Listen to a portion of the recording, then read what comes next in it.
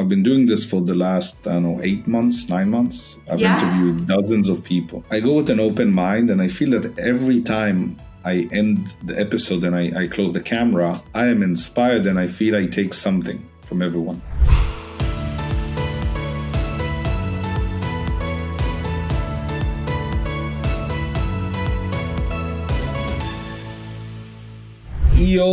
The EO family and the EO community. Hello, my name is Nir Zavao, your host, as always, for the Europreneur Podcast, where I get the chance and the honor to interview some of the most interesting entrepreneurs around Europe.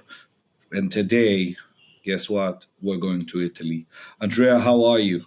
Great, thank you. Lovely to see you. Lovely to chat with you today. You have you have an English accent, an English name, and Italy. Explain. Exactly. I'm actually a bit of an implant, I think. I've been here in Italy 32 years, quite a while. So more years than I've been in the UK, but not a bad place to be based. You're more Italian or more English now? Maybe half and half. More interesting that way. Okay. So I ask every guest to give us a short elevator pitch. You want to try? Why not? Let's go. I am the founder and owner of a very special company that creates personalized travel experiences throughout Italy. I think I have the best job in the world. I get to eat, sleep, drink, breathe Italy each and every day.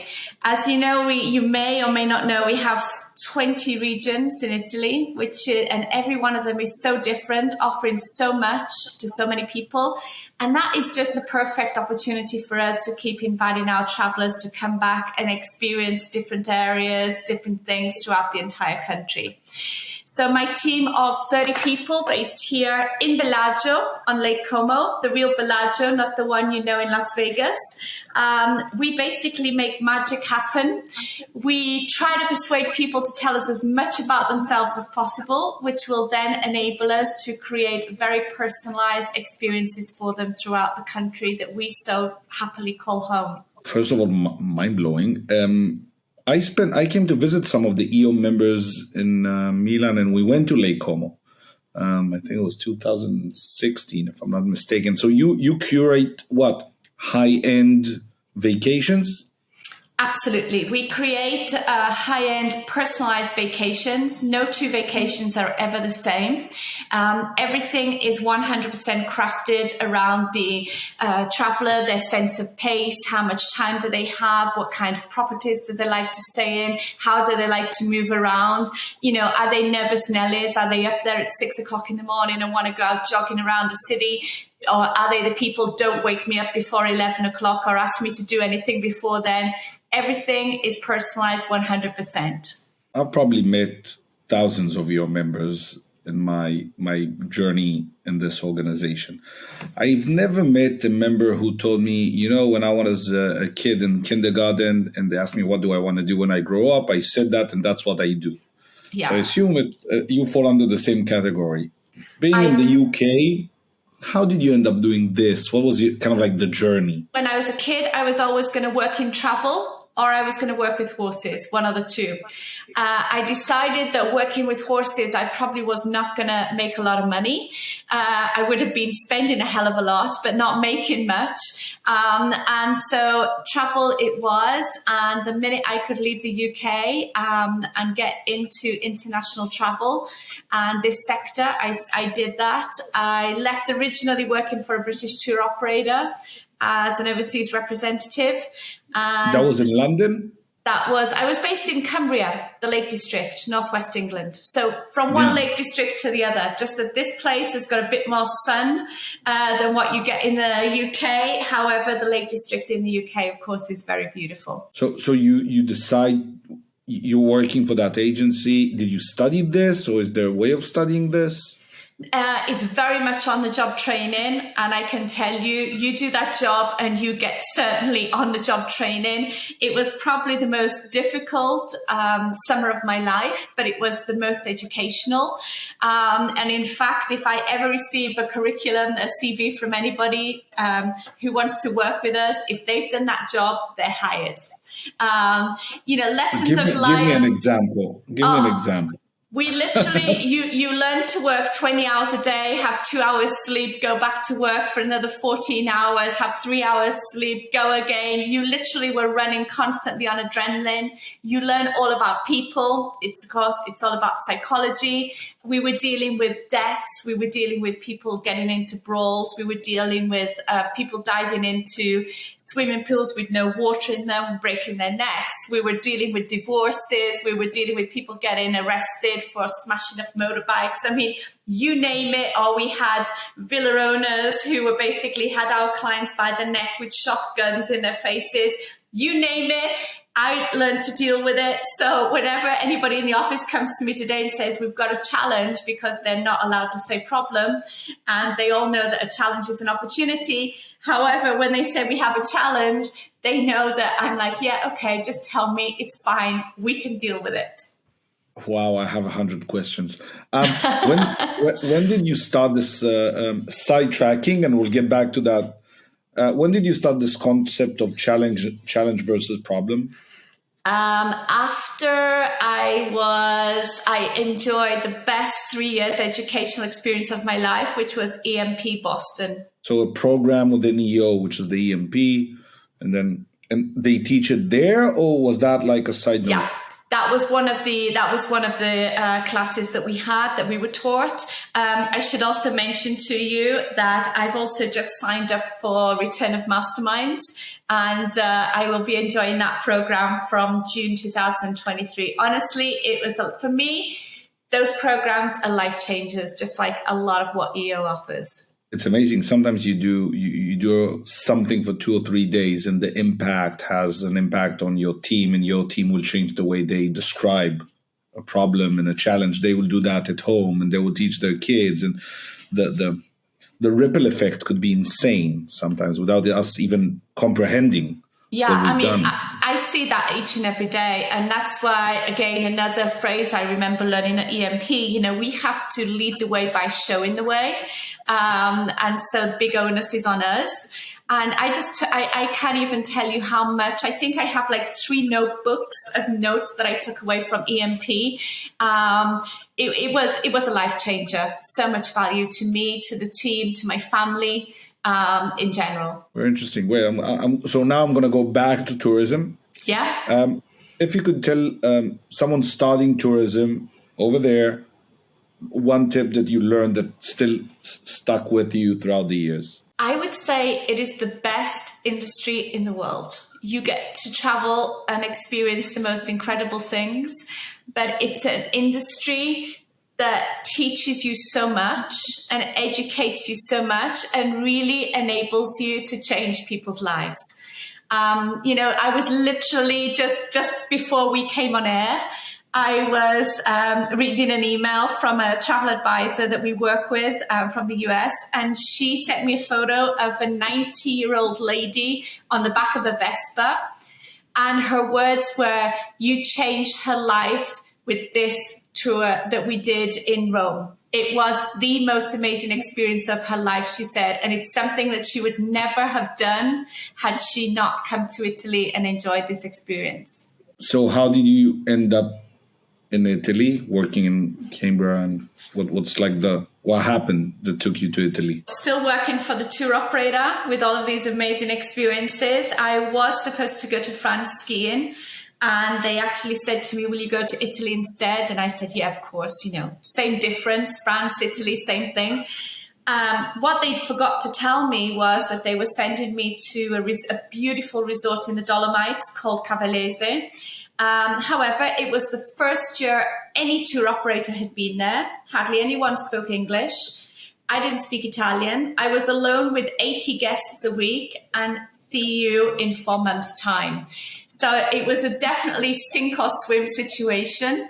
But I managed to swim through it somehow, and asked if I could stay in Italy to learn the language and, get more of this beautiful country that was already starting to make its way into my blood. I ended up on Lake Como. And I basically went from dealing with the 18 to 30-year-olds to dealing with the 80 to 90-year-olds, which is obviously a very, very different kettle of fish. But again, experience. Decided I wanted to stay in this beautiful corner of the world. Became a local guide and tour manager. And then, of course, I'm your typical Richard Branson person, jump off the cliff and work out where the parachute is on the way down, as you may have already got the picture from what we've said so far.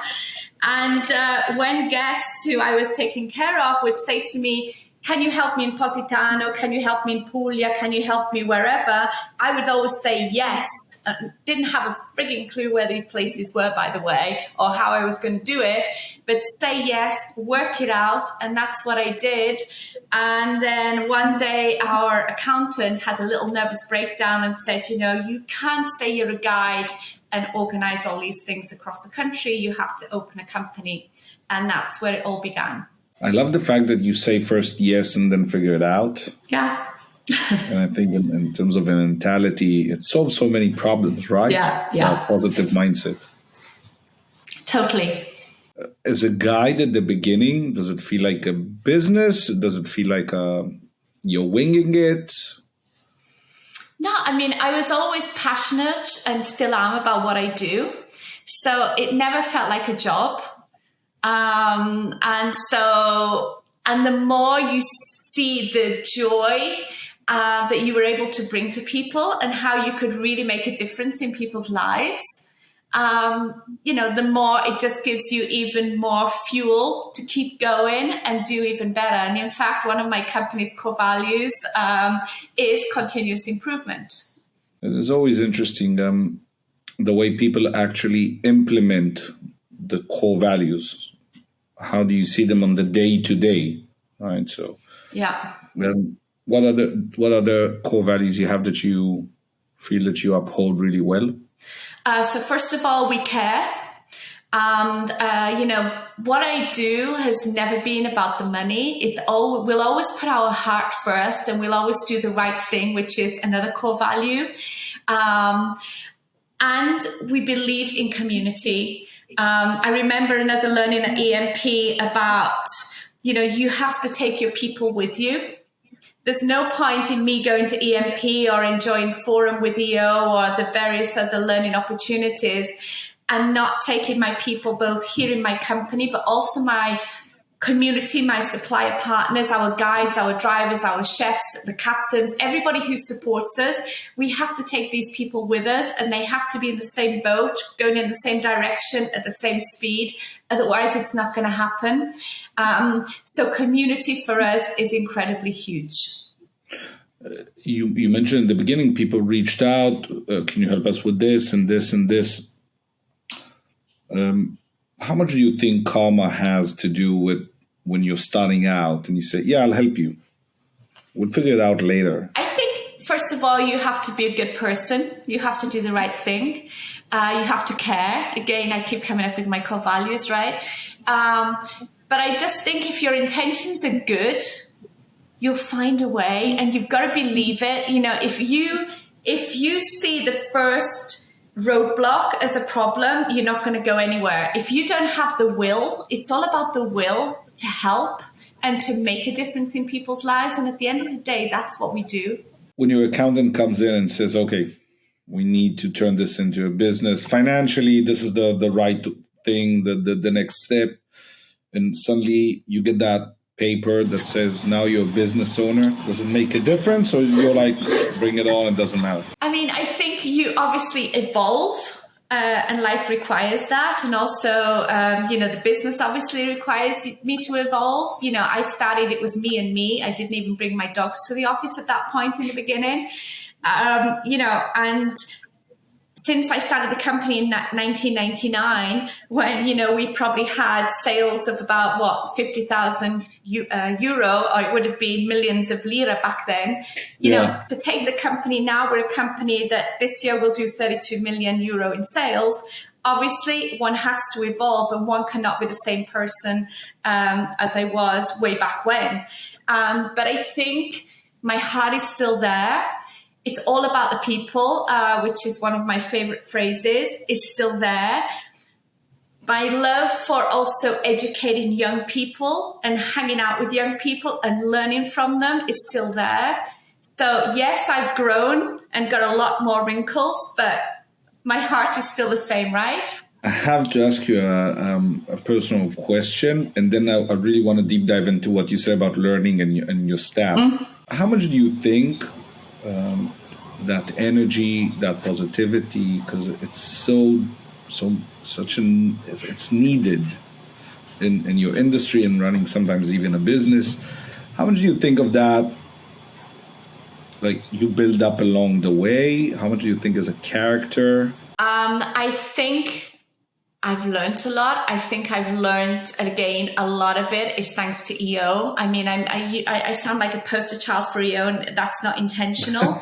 But honestly, the first thing I told you when we went on the call, I want to get to know you, and we're not selling EO. And now you're preaching. No, but honestly, that was a huge learning experience. In fact, some things I learned yesterday in Forum, I've just put them in practice about an hour ago here in my office with my COO. But I think, it's in your DNA for sure. But if you look at things in a positive way and you spread that positive energy, it's like a ripple effect. And if you're in a good mood and there's good energy and you forward that around the people, if you pass that on, it just makes a big difference. We've been in 2 crisis managements over the last 3 years. We went from no business overnight because of COVID to this year, we went to crisis management number 2 because when they opened the borders, the entire world was writing to us. And for the first time in 22 years of being in business, we had to put on a stop sale. We didn't take any more new requests because we could not handle the business. So, and it was a tough year for everybody. But if you've got a smile and you make an effort to encourage people and implant that kind of DNA within the team, and they are, again, with that ripple effect, are going to hopefully pass that on as well to their colleagues, to our supplier partners, and to our guests. Some people will see this on YouTube, on social media. Some people are now just listening to this probably on Spotify or Apple Music. And I want everyone to know that you haven't stopped smiling since we started the conversation. So that is very interesting. I can share with you that many years ago, for various reasons, I went into a meeting. There was a huge, long table, 12 people sitting in a meeting. I do marketing. I didn't understand why they needed 12 people. And I started asking the tech people, the jobs or the rules, why do they need to meet me, so many people? I left the meeting. I called my CEO and I said, listen, they all have these weird titles and I have no idea what they're doing. I also need a card. I never refer to myself as a CEO. I never do that. I don't like that unless I have to. I said, yeah, no problem. What should I write? And I said, put down Chief of Happiness. Yeah. And that became a big thing where people remember the title and because of how it made them feel. But sometimes they would not remember my name or my company even, or what we do in some cases. So it's interesting that the impact that you leave, right? What resonates with people is the fact that you are positive and smiling, and that's what they take with them sometimes after the meetings. Absolutely, absolutely. And I often get the question, how was it building a business in what may be described as being a woman in a male chauvinistic country? And honestly, it's an advantage. I'm foreign, so I get to ask questions that an Italian could never ask, and they kind of forgive me because I'm foreign and I don't know any better. And B, in the Italian language, we have a friendly version of speaking when you know somebody very well, and we have a more formal way, which when you meet someone for the first time, especially if they're older, blah, blah, blah. I always go with the friendly form 100%. And that, for me, immediately breaks down a barrier between you and that person. You're already 3 steps ahead in the relationship. And again, I get away with it because I'm foreign.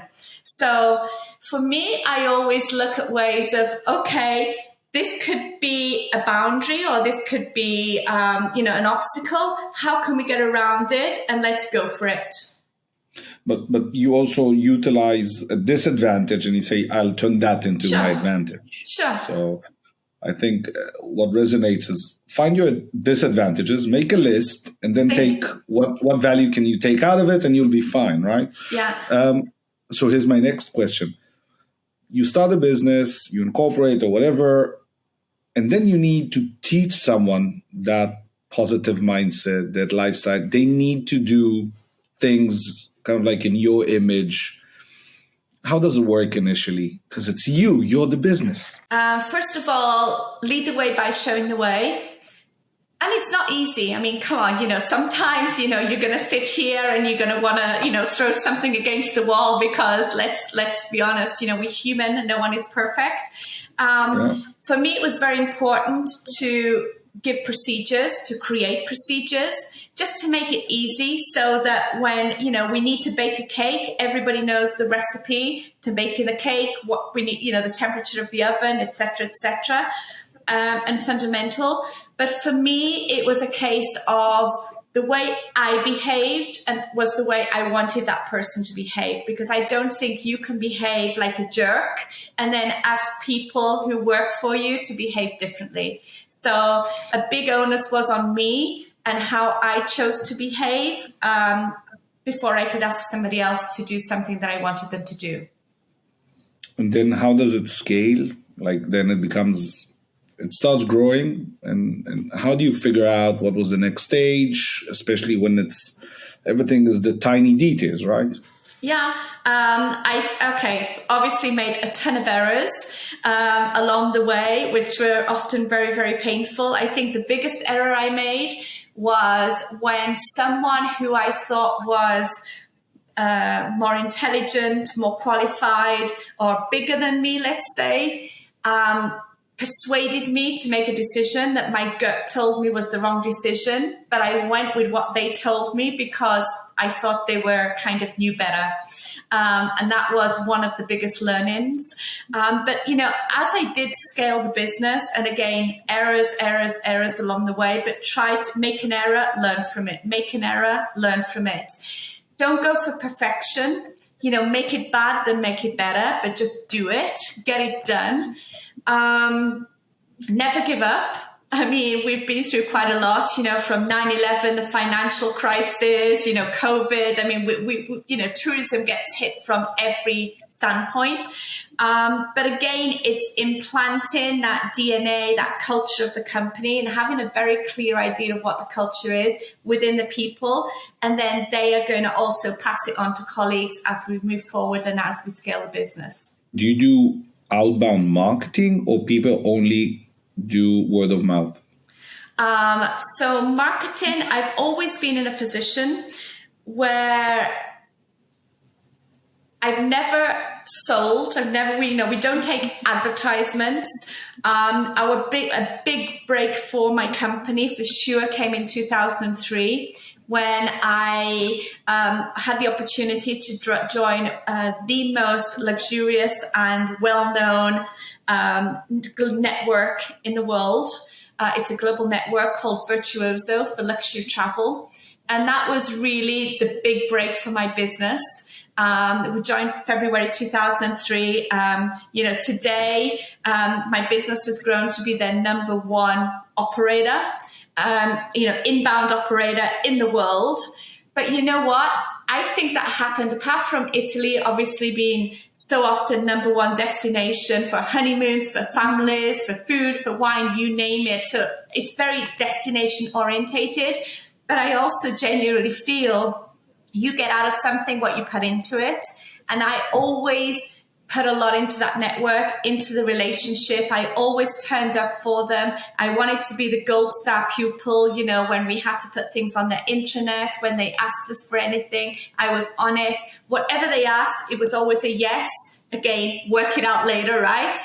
But put a lot into something and you sure as hell are going to get a lot out of it.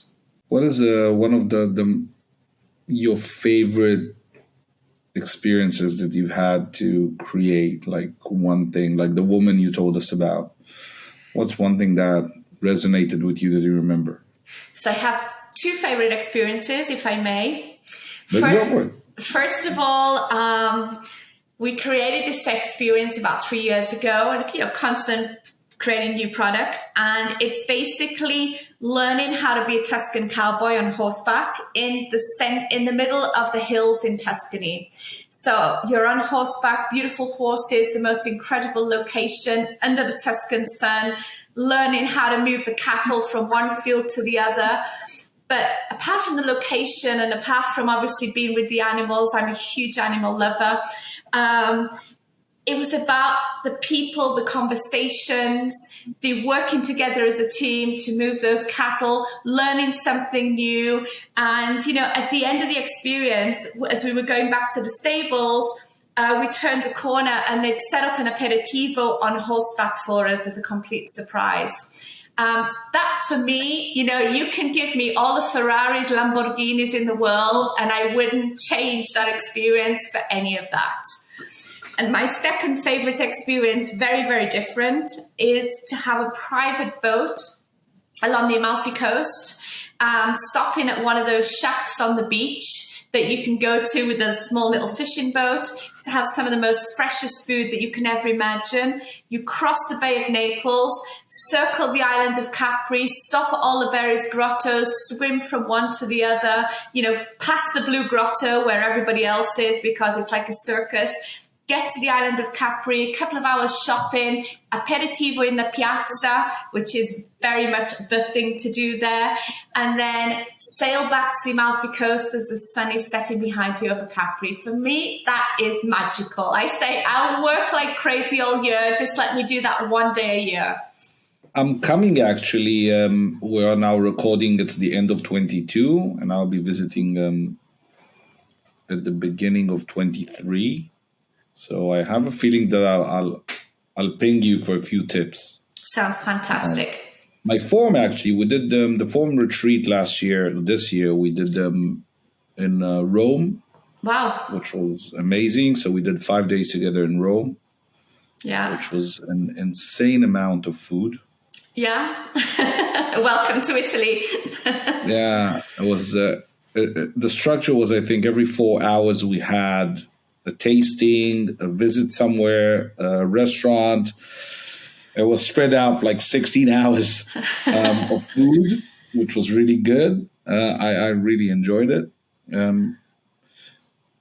Tell me something. You were discussing teaching and learning, and I think many of us are always hoping that we can scale a business big enough, I think, to kind of like not just pass it on, but pass the information, pass the experiences, teach. Sure.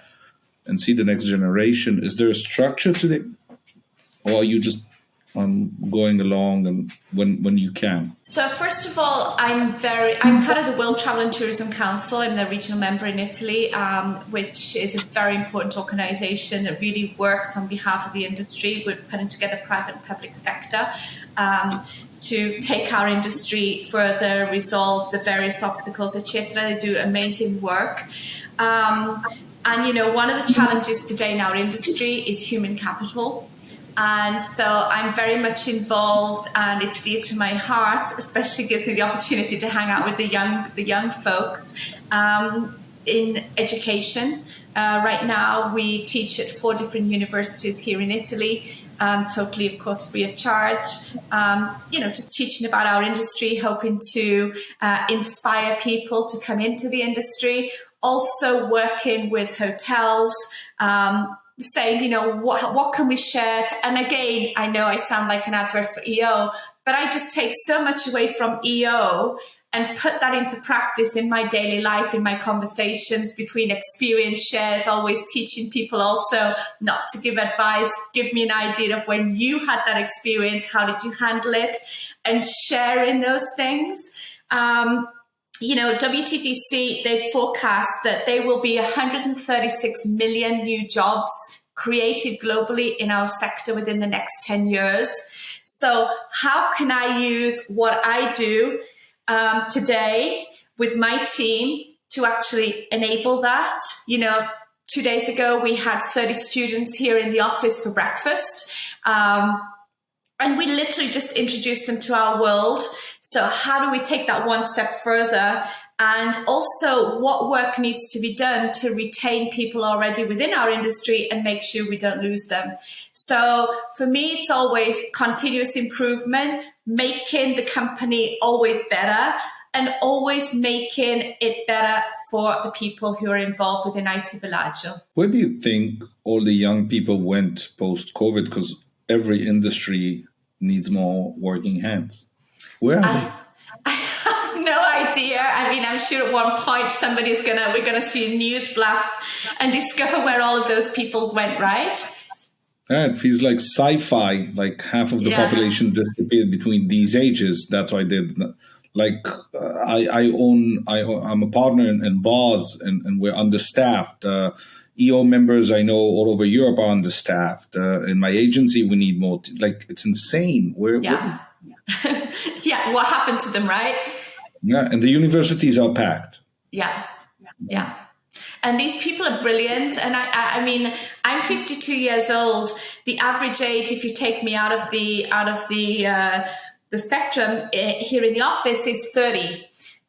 So, we're talking two different generations. And I learned so much from these guys each and every single day. It's fantastic.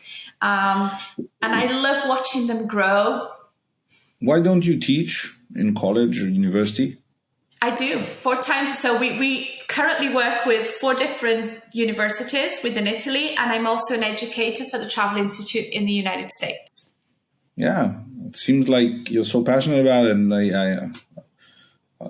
as someone who also teaches and lectures, I think this is exactly like what they need. Yeah. When you go into class and show them how it feels to go to work, where 90% of the people in universities don't seem very happy about their work. Yeah, exactly. Do you think the format of a university should or will change? I hope so. How? When I left, I managed to leave school in the UK way back when, 16 years old. And at the time, they had created something called a youth training scheme, which was fantastic.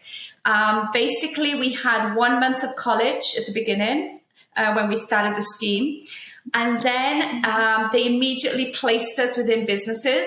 And we went to the business 4 days a week, and we worked normal business hours.